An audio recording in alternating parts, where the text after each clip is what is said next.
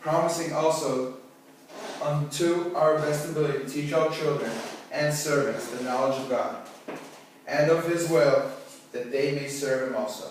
That was document C.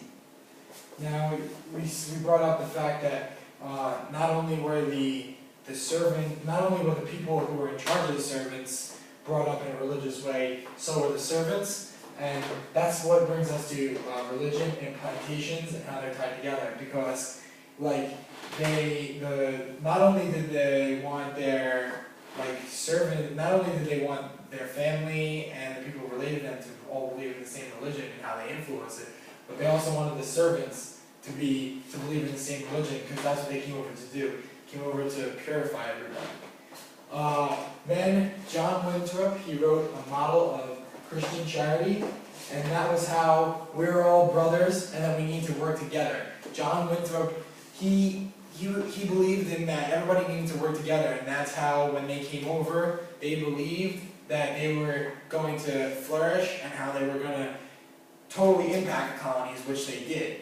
And with them working together, that's how they impacted the colonies in these three major ways. When I read this, I also thought about SKS and the whole brotherhood here, just to relate to it. Here, we're all brothers, and that's how this school, that's how we are such a strong school, and how we could go over to a school like Hotchkiss and last year we beat them, but this year we didn't, but we still came on strong, and we all protect each other. That's how small groups survive. Small groups are also very tight. They protect each other. They respect each other. It's like very, very tight. It's a very strong bond they hold, like we do here. Another thing is the whole brotherhood is about war.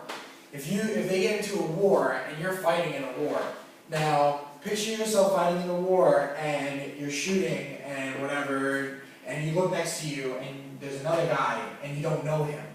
You're obviously still going to want to fight hard for the people you do know that is in your group or culture. But if you know the guy next to you, that's going to make you fight 10 times harder. Extra motivation. Exactly, it's extra motivation. It's going to make you fight 10 times harder because the guy next to you could be your best friend, and you want to make sure that you not only protect him, you not only protect yourself, but you also protect him. And this also, towards the end of this whole thing, led to more land, people, farms, trade, and then independence. Because they had farms and stuff like that, they didn't want to become fully independent, because that's not what the Puritans wanted. But they also did not want to be dependent upon the Indians. They didn't want to be dependent on anyone else. So that's why they started the farms, and the more people came over, because they could farm and they could provide for themselves while trading some of the stuff that they had that other people didn't. And that's how they kicked everything off. Before we move on, I would like to read document J. It's very important. My fathers and brethren, this is never to be forgotten, that New England is originally a plantation of religion, not a plantation of trade. Let merchants and such as are increasing cent per cent remember this, that worldly gain was not the end and designer of the people of New England, but religion. That just goes back to this, how religion and plantation are tied together and New England. Economic. Okay. Document A. We must be knit together in this work as one man. That is what document A stated, and that is just another thing to what I just talked about in the social development. Everybody in the colony believed, everybody in the Puritans believed that in order to get bigger, move on, and stay together and flourish, they all had that one belief that we need to be knit together and they need to work as one man. They all need to be on the same page. Less disagreements and arguments, which led me to they need to be on one page and they need to be as one man. Because obviously, one man isn't going to argue with himself. Other people who have different ideas and stuff, they're going to argue. And when people argue in their culture, that's what creates hell in the culture. And then if someone tries to attack them, if they're fighting with themselves, that's not going to make them fight better against the people who are coming to attack them. Like I said before, you want to all be on one page so that if stuff does come and people try to attack, the guy fighting next to you is your best friend. You're going to work 10 times harder. There's also a map later on coming up that shows how they lived and how tight it was and how they were really close to each other. Like I said, fight as one. They started out in education, but like we said before, they ended up creating one of the best universities in the world, Harvard.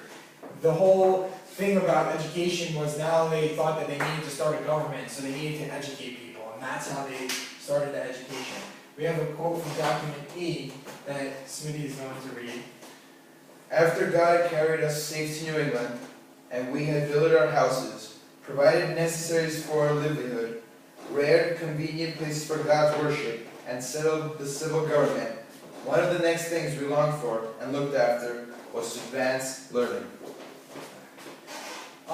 This would be, educators, would be the men of letters, Oxford of Cambridge, which means, if you don't know, Oxford or Cambridge were also two of the best colleges over in Europe. And these educators who came over were going to now teach the people who weren't educated here. Now, those two colleges are very prestigious, just as prestigious as Harvard. And I feel that if I were them, I'd feel very honored to be taught by a man who was educated at these two universities, which leads to show how smart these men were, because the men that they taught became very successful. The map. So, this is a town map of colonial New England. You can see how very close everything is. House by house. A very little small road in between. Very, very compact, which brings back to Joe's point. We fight as one. We can also see woods, river, and swamp and woodland, and cow pasture. All these things are good. For example, the river.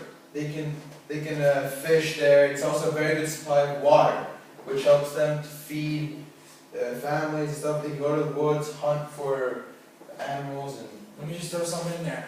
Water was said to be what kept the economical part of the Puritans or any culture or colony going.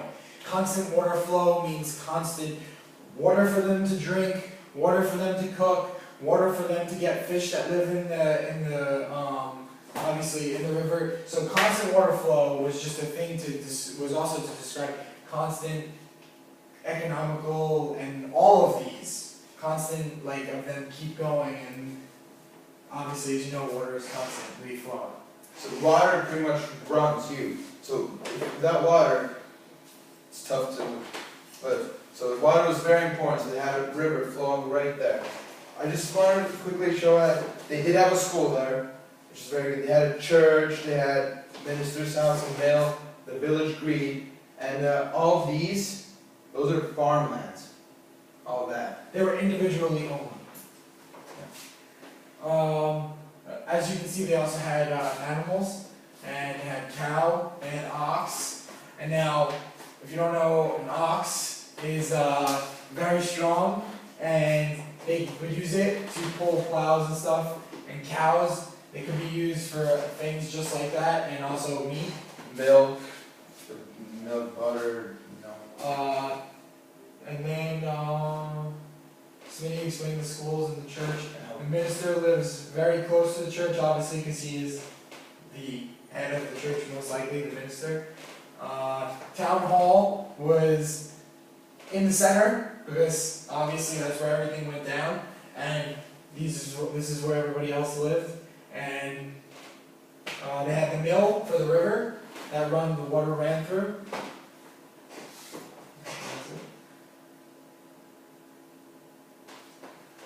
So the wrap up. They made changes for themselves, such as education. They started Harvard College. Education to educate themselves, so that they could start the new things. They obviously made changes in the religion. That's why they came over. They wanted to make a change in religion. Wanted to educate. They wanted to convert people. They wanted to purify the people that were over here already. If they did believe in Christianity, they wanted to change their belief. And obviously, they also started a democracy and voting. And they did this because the people who were educated believed that if they were going to work as one, they also needed to have someone who was going to be the head and in charge, and they wanted to vote for the people who were going to be a part of the democracy. And they all agreed upon this because they all were on the same page and they were all as one. And that's why they made all these changes to affect the colonies when they came over. Thank you very much. This is our presentation. Thank you.